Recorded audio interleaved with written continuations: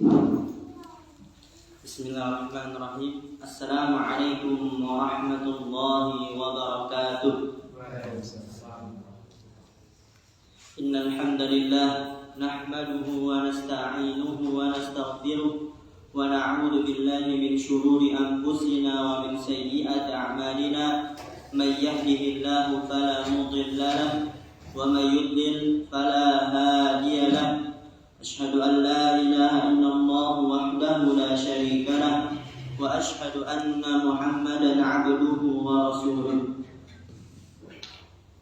Fa inna asdaqal hadithi kitabullah wa khairal huda hudan nabiy sallallahu alaihi wasallam wa syarrul umuri muhdatsatuha fa inna kulla muhdatsatin bid'ah wa kulla bid'atin dhalalah wa kulla dhalalatin finnar. A'adani Allah wa iyyakum minal bid'ah wad dhalalati wan nar. Rabbi shrah li sadri wa yassir li amri wahlul 'uqdatam min lisani yafqahu qawli. Allahumma 'allimna bima yanfa'una wanfa'na bima 'allamtana wa zidna 'ilman nafi'a. Allahumma arina al-haqqa haqqan warzuqna ittiba'ah wa arina al-batila batilan warzuqna ijtinabah. Wahai saudara-saudaraku sekalian, rahimani wa rahimakumullahu jami'an. Semoga Allah Subhanahu wa taala terus melimpahkan kepada kita semuanya dari rahmat-Nya. Yang pertama-tama yang harus kita lakukan itu adalah untuk selalu bersyukur kepada Allah Rabbul Izzati wal Jalalah yang telah memberikan kepada kita nikmat yang sangat banyak, yang tak terhingga. Nikmat dari kita lahir sampai sekarang ini tak ada yang mampu untuk menghitungnya. Bahkan nikmat dari kita bangun tidur sampai sekarang ini tak ada mampu yang menghitungnya. Dari nikmat mata yang masih bisa menangkap cahaya, yang masih bisa berkedip, nikmat kulit masih bisa merasa, nikmat pencernaan yang lancar, dan masih banyak lagi. Maka dari itu Allah Subhanahu wa taala menantang kita, wa in ta'uddu ni'matallah la tuhsuha. Wahai kalian, kalau seandainya kalian ingin menghitung-hitung nikmat Allah, Allah tantang, la tuhsuha, niscaya kalian tidak akan mampu untuk menghitungnya. Maka hendaknya kita untuk selalu bersyukur kehadirat Allah Subhanahu wa taala atas nikmat-nikmat yang telah diberikan kepada kita, baik nikmat zahir yang nampak maupun nikmat batin yang tidak terlihat, nikmat dunia ataupun nikmat dini, nikmat agama, nikmat taufik, hidayah, dan berada di atas jalan yang benar. Ikhwani fillah, rahimani wa rahimakumullahu jami'an. Pada pertemuan kita kali ini merupakan kajian perdana kita. Kajian perdana kita di dalam kitab Tauhid karya Syekh Muhammad At-Tamimi rahimahullahu ta'ala. Kenapa kita harus memulai ilmu agama itu dengan ilmu tauhid? Sebelum itu, ana yakin semua kita pasti bersepakat bahwasannya ilmu agama itu lebih penting, lebih mulia daripada ilmu-ilmu dunia. Kita semuanya sepakat. Ilmu fisika, kimia, matematika dibandingkan dengan ilmu agama dari bahasa Arabnya, nahwu, sharaf, balaghah, arud, imla dan seterusnya, tauhid, akidah dan seterusnya. itu lebih penting daripada ilmu-ilmu dunia. Dan bagaimana agar kita bisa mengetahui tolak ukur pentingnya suatu ilmu? Maka kata para ulama, agar kita bisa mengukur tolak ukur seberapa penting ilmu tersebut, itu dengan syaraful ilmi bi syarafil ma'lum. Kemuliaan suatu ilmu itu dinilai, dijadikan tolak ukur dengan kemuliaan objek dari ilmu yang ia pelajari tersebut. Jadi kemuliaan suatu ilmu itu dinilai dari objek kemuliaan ilmu yang dipelajari dari ilmu itu. Contohnya, kesehatan. Kesehatan bagi kita penting bukan? Penting. Maka mempelajari kesehatan itu penting, sebagaimana kesehatan itu penting bagi diri kita. Mempelajari ilmu ekonomi, ilmu perdagangan penting atau enggak? Ilmu perdagangan ekonomi penting. Maka dari itu mempelajari ilmu ekonomi perdagangan itu penting, sebagaimana kita membutuhkannya.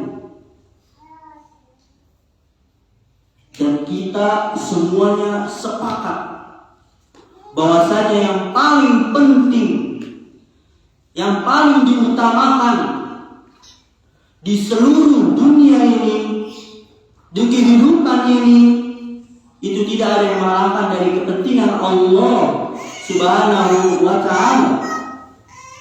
Maka mempelajari tentang Allah itu sangat penting, sebagaimana Allah penting bagi kita. Jadi syaraful ilmi bi syarafil ma'lum. Dan tauhid adalah sesuatu yang sangat kita butuhkan, wahai saudaraku. Bahkan lebih kita butuhkan daripada makanan dan minuman. Maka hadirkanlah terus, wahai saudaraku, bahwa Anda sangat membutuhkan tauhid lebih dari makanan dan minuman yang Anda butuhkan di permukaan bumi ini.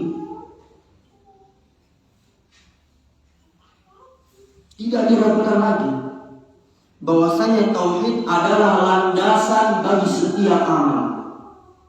Amal sebesar apapun, sehebat apapun, apabila jika tidak dibangun di atas tauhid, maka amalan tersebut akan sia-sia dan sirna. Tanpa tauhid, kita tidak menjadi seorang muslim di mata Allah, di ilmunya Allah. Dan adapun di mata manusia, di ilmunya manusia, boleh jadi kita masih dianggap muslim, boleh jadi kita masih dianggap ustaz. Akan tapi yang paling penting itu adalah bagaimana Allah menilai kita, bagaimana Allah memandang kita. Ilmu Allah terhadap kita itu yang paling penting. Karena yang berlaku nanti di akhirat adalah apa kata Allah terhadap kita, dan bukannya apa kata manusia terhadap kita. Dan Allah sudah mengatakan, orang yang berbuat syirik akan menjadi penghuni neraka selama-lamanya.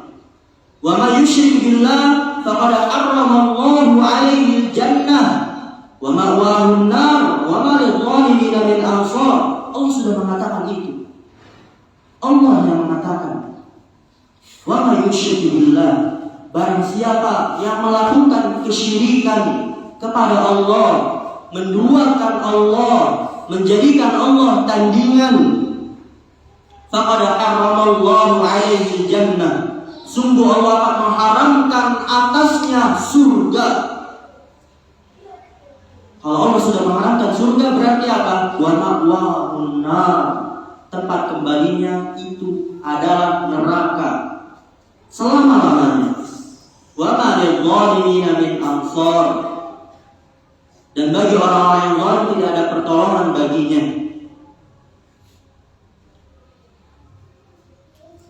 Dan keislaman kita berarti tergantung dengan ada atau tidak adanya tauhid. Oleh karena itu, kenapa para ulama selalu mengingatkan dan tidak pernah bosan menyampaikan dan diikuti oleh para ustadz, para dai. Mereka selalu mengingatkan tauhid.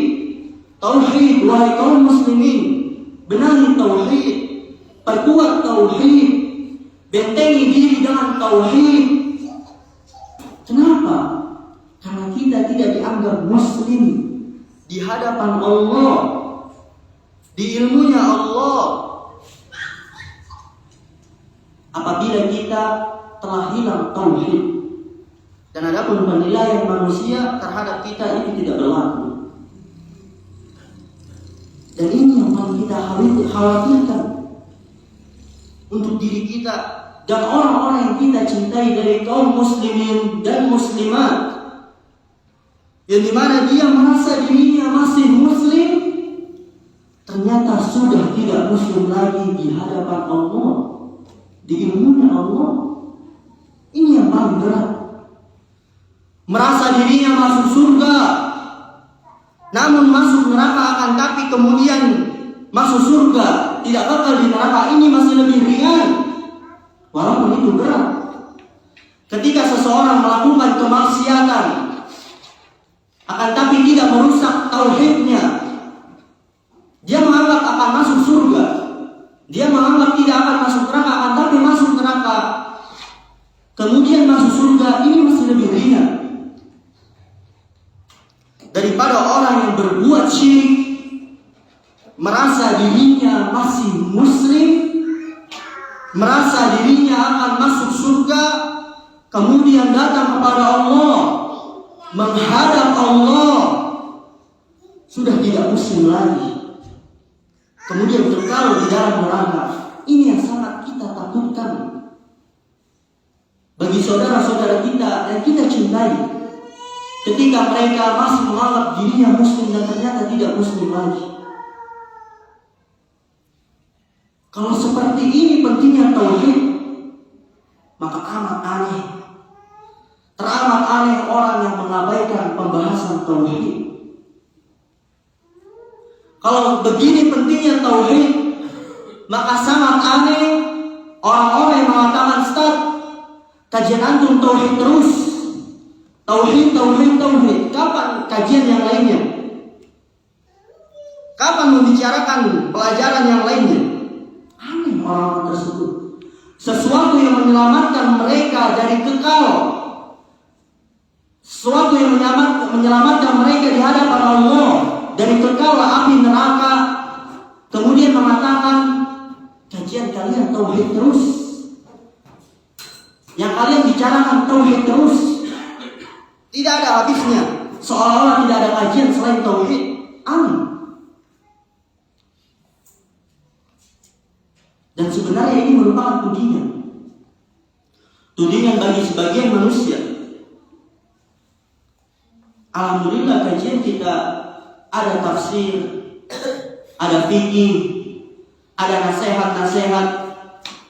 Akan tapi ketika kita melihat para dai, kebanyakan mereka membicarakan tentang tauhid, walaupun kajiannya tafsir, tapi diarahkan ke tauhid, dibicarakan tauhid. Kajian mereka hadis, akan tapi mereka arahkan ke tauhid. Kajian mereka fikih, akan tapi mereka arahkan tauhid, dijelaskan tauhid, dijelaskan tentang mengesahkan Allah dan menjauhi syirik. Ikhwani fillah, rahimani wa rahimakumullah jami'an. Kalau kita melihat sejarah para nabi dan para rasul, membaca sejarah-sejarah mereka, penyebab para nabi dan para rasul dimusuhi oleh kaumnya itu karena mereka membicarakan tauhid. ketika Allah menceritakan kisah Nabi Nuh, perhatikan baik-baik. Kenapa kaum Nabi Nuh membenci Nabi Nuh? Ketika Allah membicarakan tentang Nabi Musa, perhatikan baik-baik. Kenapa Firaun membenci Nabi Musa? Perhatikan baik-baik. Kenapa kaum Ibrahim membenci Nabi Ibrahim? Kenapa kaum Nabi Muhammad membenci Nabi Muhammad? Akan Anda temukan titik terang permasalahannya. Karena para nabi dan para rasul mengajak manusia kepada tauhid, mengesahkan ibadah hanya kepada Allah dan menjauhkan seluruh peribadahan kepada selain Allah yang diibadahi oleh kaumnya. Oleh karena itu, orang-orang yang hanya mengajak kepada ibadah, rajin sholat, rajin sedekah, rajin puasa, rajin berinfak, rajin peduli kepada anak yatim, anak-anak miskin, ramah terhadap tetangga, senyum kepada siapapun, memperbaiki akhlaknya, itu tidak akan pernah dimusuhi. Kenapa? Karena itu bukan mawdi'ul khusumati bainal anbiya'i wa umamihim. Karena itu bukan poin perdebatan yang hangat di antara para nabi dan kaumnya. Siapa yang tidak cocok dengan sifat jujur? Siapa yang tidak cocok dengan sifat berakhlak mulia? Siapa yang tidak cocok dengan ramah terhadap tetangga? Akan tapi kalau membicarakan ini syirik, tinggalkan. Akan tapi ketika membicarakan ini salah, perbuatan ini syirik, bisa membuat kalian keluar dari Islam, tinggalkan. Di situ orang akan melihat bahwa saya titik perdebatan antara para nabi dan kaumnya itu berada di titik ini. Dan kita insya Allah tidak akan meninggalkan dakwah tauhid dan teruslah minta kepada Allah pertolongan dan aun agar kita selalu istiqomah bicara tentang tauhid apapun yang dikatakan oleh manusia, karena kita benar-benar yakin inilah jalan para nabi dan para rasul.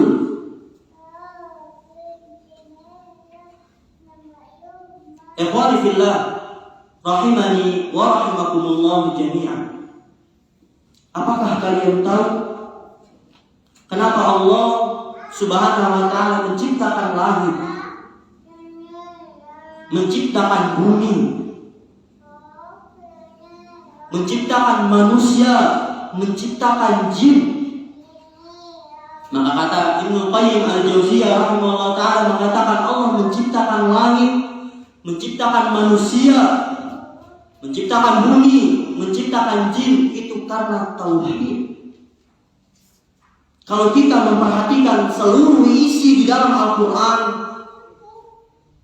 seluruh kandungan di dalam Al-Quran, itu semuanya membicarakan tentang tauhid.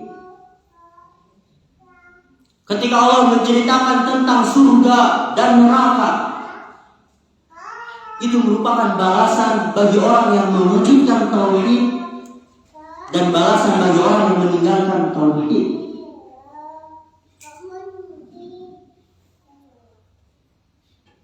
Ketika Allah Subhanahu wa ta'ala membicarakan tentang puasa, tentang sholat, tentang zakat, itu merupakan bentuk perwujudan tauhid. Ketika kita melihat Allah Subhanahu wa ta'ala menceritakan kisah para nabi sebelum Nabi Muhammad SAW, Allah menceritakan bagaimana mereka mendakwakan tauhid kepada umatnya. Semua isi Al-Quran dari awal hingga akhir itu semua tentang tauhid. Ayat perintah pertama kali yang diturunkan oleh Allah Subhanahu wa ta'ala itu adalah tentang tauhid. Di dalam surat Al-Baqarah Allah Subhanahu wa taala berfirman, "Ya ayyuhan nasu ubudu rabbakumul ladzi khalaqakum wal ladzina min qablikum la'allakum tattaqun." Wahai sekalian manusia, u'budu rabbakum, sembahlah kalian Rabb kalian,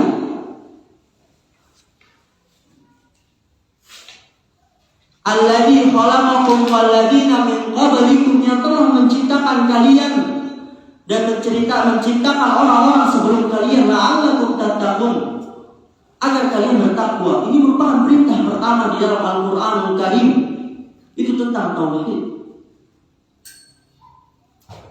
Kalau kita melihat surat pertama kali di dalam Al-Qur'an, surat Al-Fatihah,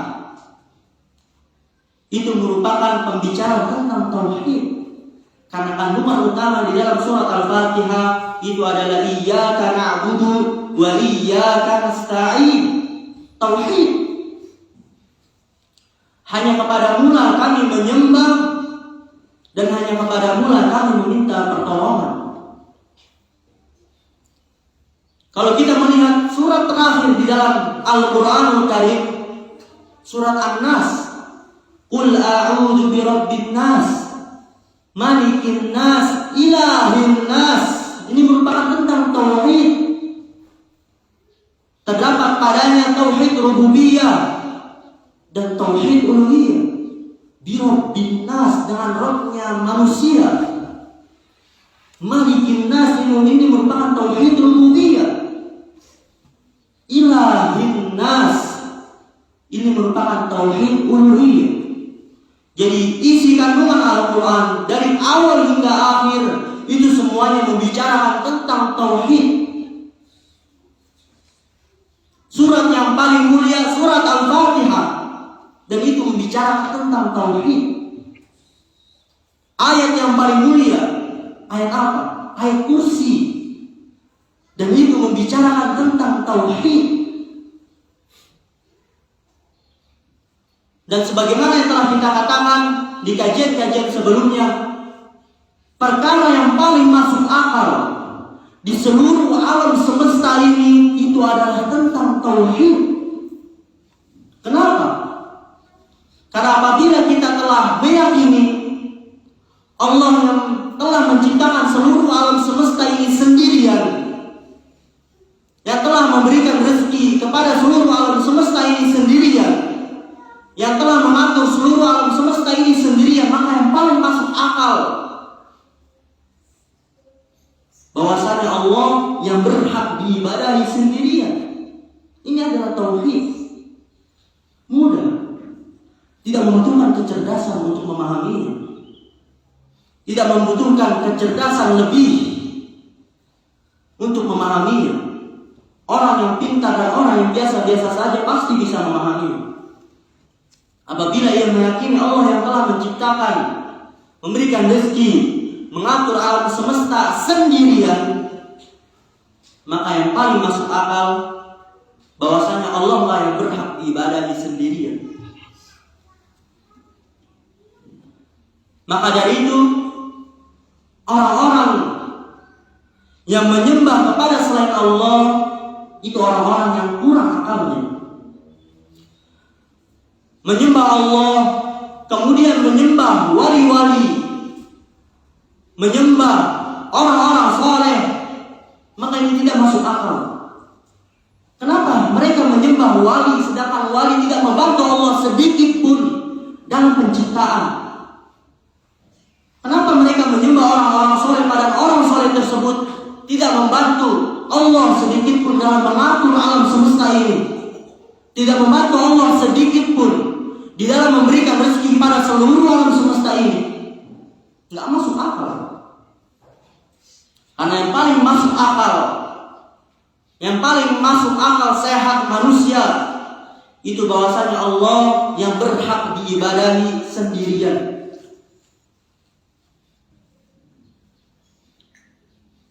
Ikhwani fillah, rahimani wa rahimakumullah jami'an. Maka di sini ana mengajak kepada kaum muslimin dan muslimat yang Anda cintai untuk terus mempelajari tauhid, untuk semangat mempelajari tauhid, untuk mengawali ilmu dengan tauhid. Kenapa kita harus mengawali ilmu dengan tauhid? Karena percuma saja orang mempelajari ilmu-ilmu yang lain berpuluh-puluh tahun, akan tapi tauhidnya rusak, tidak akan diterima amalan tersebut, pahalanya. Maka dari itu benahi tauhid, wahai kaum muslimin. Bentengi diri dengan tauhid. Jangan mengabaikan tauhid, selalu tauhid. Lalu Ustaz, untuk kita yang para pemula, apa yang harus diawali ketika untuk belajar menuntut ilmu agama? Apakah kita harus mempelajari tauhid terlebih dahulu ataukah adab? Apakah kita harus mempelajari tauhid terlebih dahulu ataukah adab? Banyak kita sering menemukan kata-kata para ulama. Ada sebagian ulama mempelajari adab terlebih dahulu 30 tahun. Kemudian mempelajari ilmu agama 20 tahun. Banyak kita mendengar dari murid-muridnya Imam Ahmad ketika hadir di dalam kajiannya, di dalam majelis ilmunya, kebanyakan mereka hanya mengambil adab. Lalu apa yang harus kita dahulukan? Tauhid ataukah adab terlebih dahulu? Dan ini yang masih banyak dibingungkan oleh para pemula penuntut ilmu. Ikhwani fillah, rahimani wa rahimakumullah jami'an. Iya benar. Banyak para ulama yang mengatakan adab terlebih dahulu baru ilmu agama.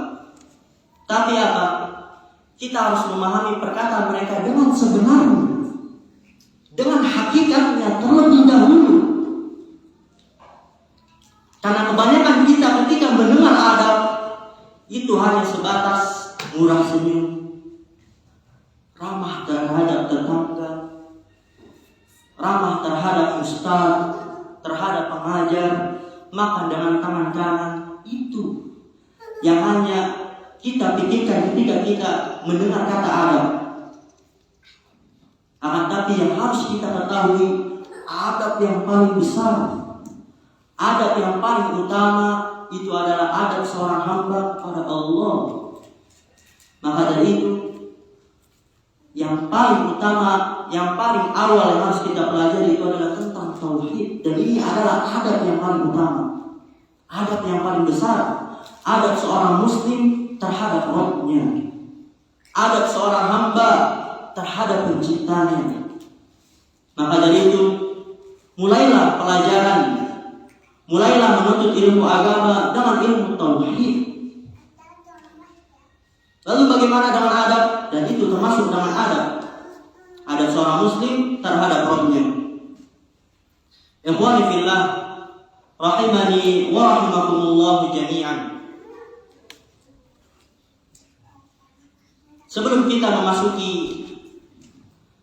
kitab tauhid, yang harus kita ketahui terlebih dahulu itu adalah bahwasanya tauhid itu merupakan, yang bagi yang telah mempelajari nahwu, masdar dari wahada yuwahidu tauhidan, yang berarti ja'ala syai'a wahidan, menjadikan sesuatu itu satu, menjadikan sesuatu itu esa. Itu pengertian tauhid secara bahasa. Dan adapun pengertian tauhid secara istilah, dan ini insya Allah udah pada mungkin ya sering kita dengarkan, itu adalah ifradullahi bima yakhtassu bihi min rububiyyatihi wa uluhiyyatihi wa asma'ihi wa sifatihi. Mengesahkan Allah dengan perkara-perkara yang khusus hanya untuk Allah, dari rububiyahnya, uluhiyahnya, dan asma was sifatnya, nama-nama dan sifat-sifatnya. ketahui tentang tauhid. Karena ada sebagian manusia, sebagian orang itu salah paham tentang tauhid. Salah kaprah terhadap mafhumut tauhid, definisi tauhid. Sebagian orang menyangka ketika seseorang meyakini Allah satu-satunya pencipta, ketika seseorang meyakini Allah satu-satunya yang memberikan rezeki, mengatur alam semesta, itu merupakan orang yang bertauhid, orang muslim, orang Islam. Dan ini adalah pengertian yang salah. Karena kalau seandainya hanya itu pengertian tauhid, hanya itu tolak ukur seseorang dikatakan muslim atau tidak muslimnya hanya dengan Allah lah yang maha pencipta, Allah lah yang maha pemberi rezeki, Allah lah yang maha pengatur alam semesta. Apabila hanya itu, maka mungkin kaum kafir Quraisy yang diperangi oleh Nabi kita Muhammad SAW itu adalah muslim.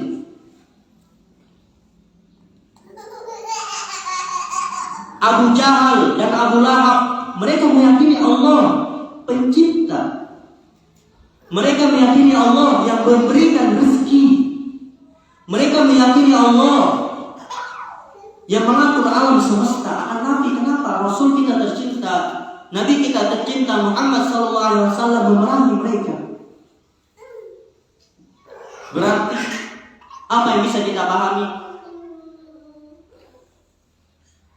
Seseorang meyakini Allah pencipta itu tidak bisa dikatakan sebagai orang muslim. Apabila seseorang hanya meyakini Allah yang menciptakan, Allah yang mengatur alam semesta, Allah yang memberikan rezeki, itu tidak cukup untuk seseorang dikatakan muslim. Kenapa? Karena Abu Jahal dan Abu Lahab pun meyakini hal tersebut, akan tapi Nabi memerangi mereka. Maka ini pentingnya tauhid. Maka seseorang dikatakan muslim sampai dia mengesahkan Allah dalam 3 perkara, yaitu pengertian tauhid secara istilah. Seseorang dikatakan muslim sampai mereka meyakini 3 perkara, mengesahkan 3 perkara. Ifradullahi bima yahtassu bihi min rububiyyatihi wa uluhiyatihi wa asma'ihi wa sifatihi. Mengesahkan Allah dengan sesuatu yang khusus hanya untuk Allah. Dari rububiyahnya yang pertama, yang harus kita esahkan rububiyahnya Allah. Apa sih itu rububiyah? Nanti akan kita ulangi lagi, dan sebenarnya setelah kita kaji. Wa uluhiyatihi, dan uluhiyahnya Allah. Apa sih itu uluhiyah? Wa asma'ihi wa sifatihi, dan nama-nama dan sifat-sifatnya Allah harus kita esahkan. Apa maksudnya? Maka ketiga perkara ini seseorang dikatakan muslim sampai dia mengesahkan rububiyahnya Allah, uluhiyahnya Allah, dan asma wa sifatnya Allah. Dan ada pun pengertian rububiyah, dan ini telah kita ulang-ulang, itu adalah ifradullahi bi af'alihi, mengesahkan Allah dengan perbuatan-perbuatannya Allah. Allah menciptakan, perbuatan Allah menciptakan, maka kita harus mengesahkannya, bahwa Allah lah yang menciptakan sendirian. Kita esahkan, kita satukan. Allah mengatur alam semesta. Kita harus mengesahkan Allah, bahwasanya Allah yang mengatur alam semesta ini sendirian. Allah yang merajai, yang memiliki seluruh alam semesta ini. Kita harus mengesahkannya. Hanya Allah lah satu-satunya yang merajai, yang memiliki seluruh alam semesta ini. Allah yang memberikan rezeki, Allah yang menghidupkan, Allah yang mematikan. Seluruh perbuatan Allah kita esahkan. Ifradullahi bi af'alihi, mengesahkan Allah dengan perbuatan-perbuatannya. Allah menciptakan sendirian, Allah memberikan rezeki sendirian, Allah mengatur alam semesta sendirian, Allah menghidupkan sendirian, Allah mematikan sendirian dan seluruh perbuatan Allah kita esakan. Ini merupakan pengertian tauhid rububiyah.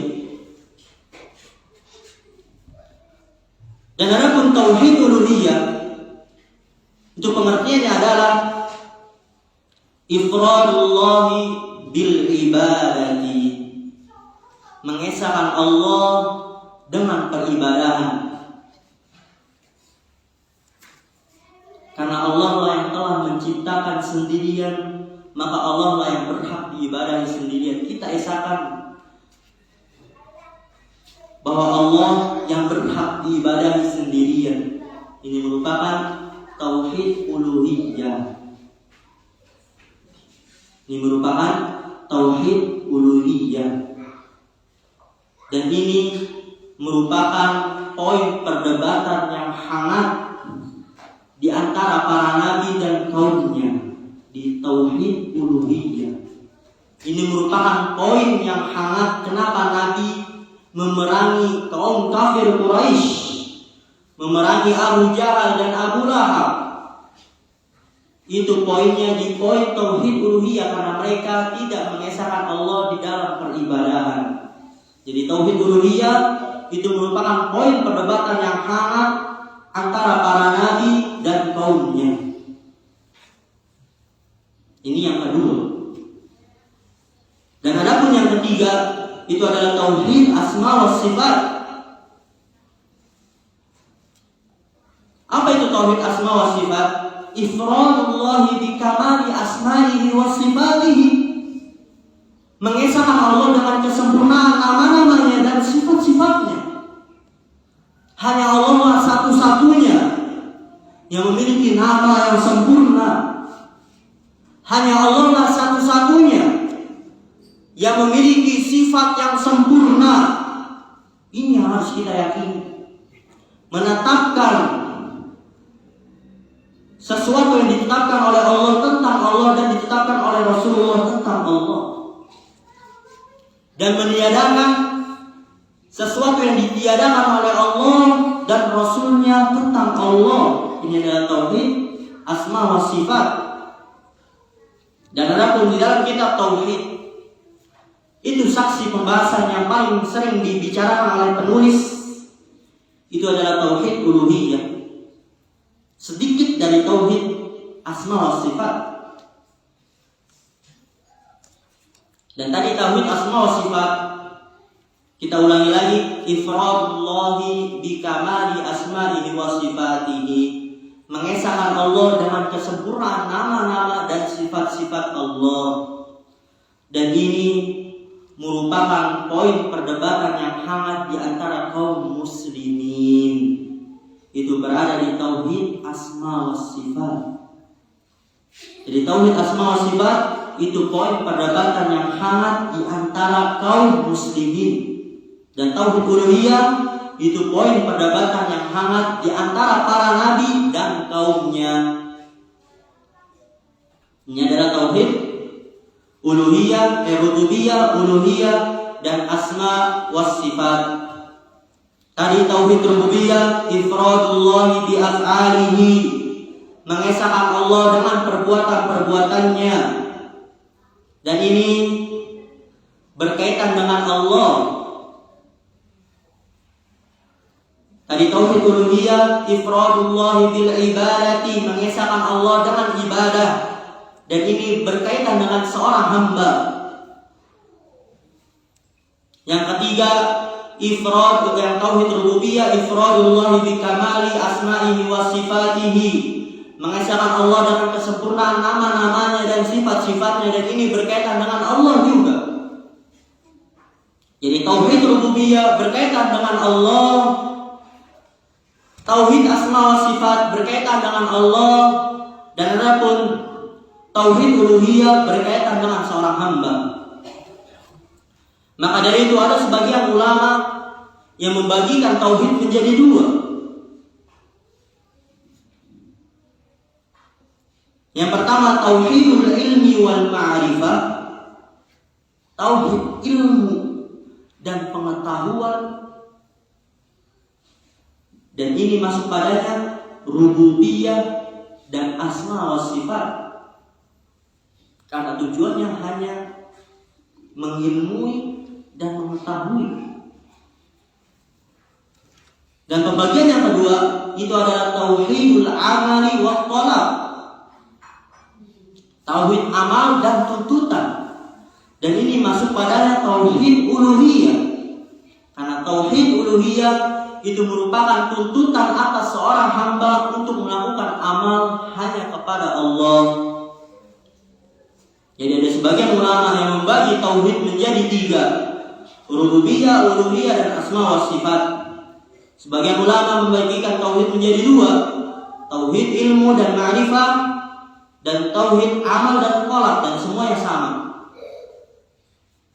Pertanyaannya, Ustaz, kenapa antum membagi-bagi tauhid menjadi 3? Kenapa antum membagikan tauhid menjadi 3? Kenapa antum menyerupai kaum Nasrani?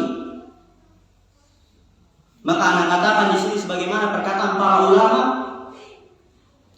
kita membagi tauhid itu sebagaimana antum, sebagaimana kalian membagikan kalimat menjadi 3, isim, fiil, dan huruf. Atau lebih mudahnya, sebagaimana kalian membagi ibadah menjadi 5. Meskipun di kalangan Hanafiyah menjadi 6. Apa aja? Wajib, sunnah, mubah, makruh, dan haram. Apakah ada dalil yang mengatakan ibadah terbagi menjadi 5? Gak ada.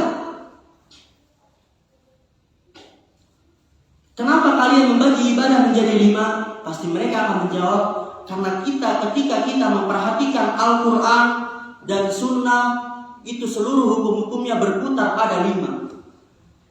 Maka kita jawab, begitu juga kita melakukan tauhid.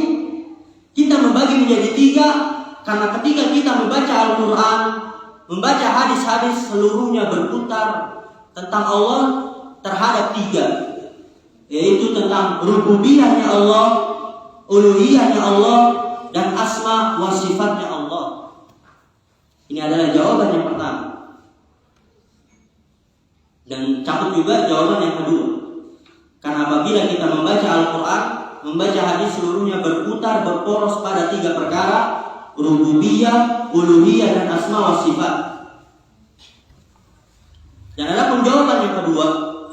Kenapa kita membagi tauhid menjadi 3? Itu agar kita lebih memudahkan untuk memurnikan tauhid secara keseluruhan. Apa jawaban yang kedua? Agar kita lebih mudah untuk memurnikan tauhid secara keseluruhan.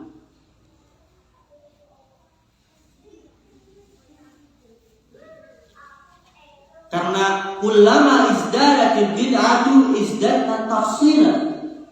Setiap bertambahnya bid'ah, sesuatu yang baru, izdadna tafsilan, maka kami akan menambahkan perincian. Karena apabila seseorang tidak tahu pembagian tauhid menjadi 3, dan ketika mereka meyakini bahwasannya wali fulan bisa memberikan rezeki, dan dikatakan kepadanya, wali fulan, aku telah melakukan kesyirikan, gak boleh ini. Dan dia gak tahu pembagian tauhid menjadi 3, dia akan mengatakan, enggak, saya masih menyembah Allah, saya masih menyembah Allah saja. Karena dia gak tahu pembagian tauhid. Padahal dia terjatuh pada tauhid rububiyah. Dan ada sebagian lagi orang yang mungkin menyembah wali, berdoa kepada wali, sujud kepada wali. Ketika dikatakan, wahai fulan, gak boleh antum melakukan itu, antum telah melakukan kesyirikan, dia akan membantah. Kenapa anak syirik? Karena anak masih meyakini Allah Karena ana masih meyakini Allah satu-satunya pemberi rezeki. Karena ana masih meyakini Allah satu-satunya yang menghidupkan, mematikan, memberikan rezeki, mengatur alam semesta. Kenapa antum mengatakan ana syirik? Karena dia nggak tahu pembagian tauhid. Kalau dia tahu, dia akan mengetahui bahwa dia jatuh terhadap uluhiyah. Karena dia menyembah kepada selain Allah. Ketika ada seseorang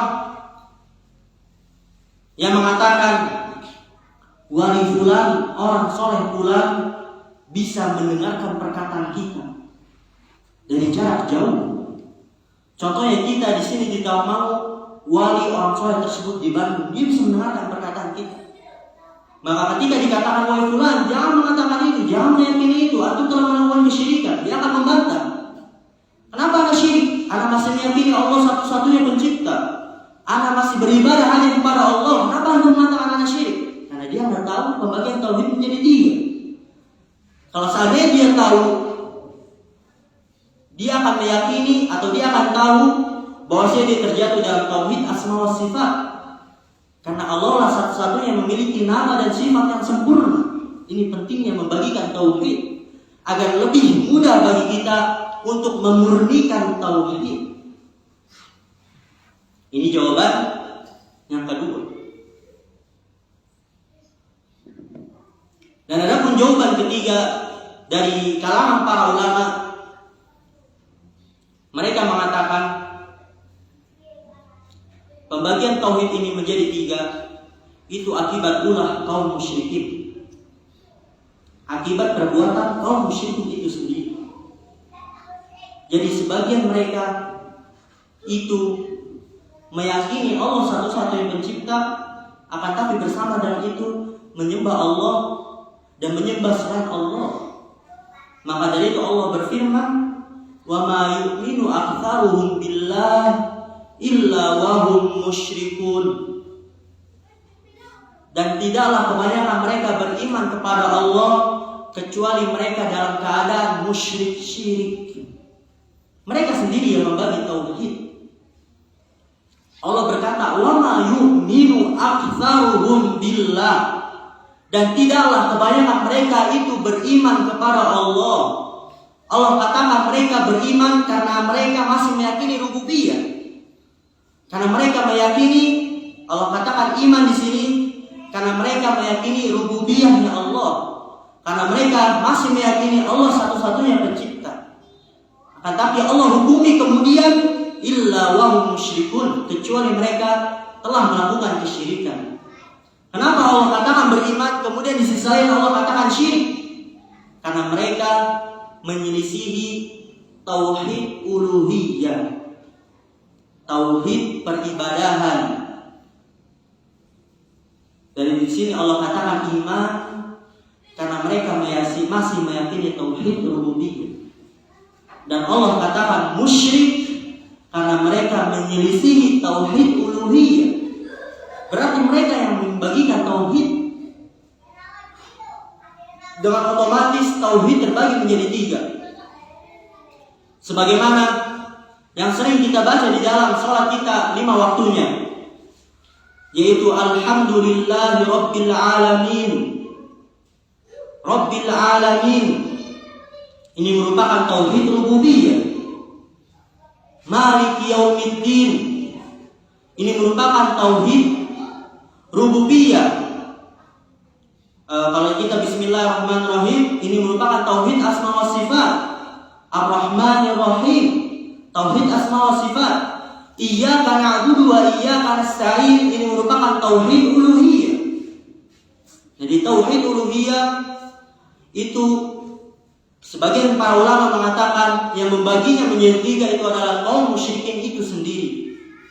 Ketika mereka beriman kepada tauhid dari sisi lain kemudian syirik kepada tauhid dari sisi yang lainnya, maka terjelaskanlah secara otomatis tauhid terbagi menjadi 3. Allah katakan wa ma yu'minu, mereka tidaklah beriman karena mereka masih meyakini tauhid rububiyah illa wa hum musyrikun. Allah katakan musyrik karena mereka menyelisihi tauhid uluhiyah.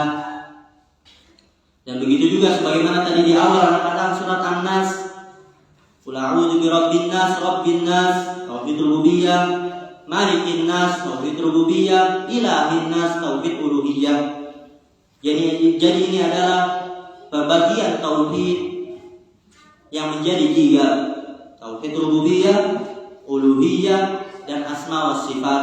Kenapa kita membagi tauhid menjadi 3? Ada 3 jawabannya. Yang pertama, kita membagi tauhid menjadi 3 karena sebagaimana antum membagi ibadah menjadi 5 hukum. Kenapa antum membagi menjadi 5 hukum padahal tidak ada dalilnya? Pasti antum akan menjawab karena ketika kita membaca Al-Quran itu semuanya berporos pada 5, entah wajib, sunnah, mubah, makruh, haram. Bukankah ini perbuatan yang baru? Kalau kita katakan seperti itu bisa. Maka dari itu kita membagi tauhid menjadi 3 karena ketika kita membaca Al-Quran semuanya berporos pada 3, rububiyah, uluhiyah, asma wa sifat. Ini jawaban yang pertama. Dan jawaban yang kedua itu agar memudahkan kita memurnikan tauhid, mewujudkan tauhid. Dan adapun jawaban yang ketiga tadi, sebagian ulama mengatakan pembagian tauhid menjadi 3 itu merupakan ulah kaum musyrikin itu sendiri. Karena mereka beriman kepada tauhid dan kufur kepada tauhid yang lainnya, sehingga terjelaskan secara otomatis tauhid terbagi menjadi 3. Wa ma yu'minu aktsaruhum billahi illa wa hum musyrikun. Hadza wa sallallahu ala nabiyyina Muhammad wa ala alihi wa sahbihi wa sallam. Subhanakallahumma wa bihamdika asyhadu an la ilaha illa anta astaghfiruka wa atubu ilaik. Assalamualaikum warahmatullahi wabarakatuh.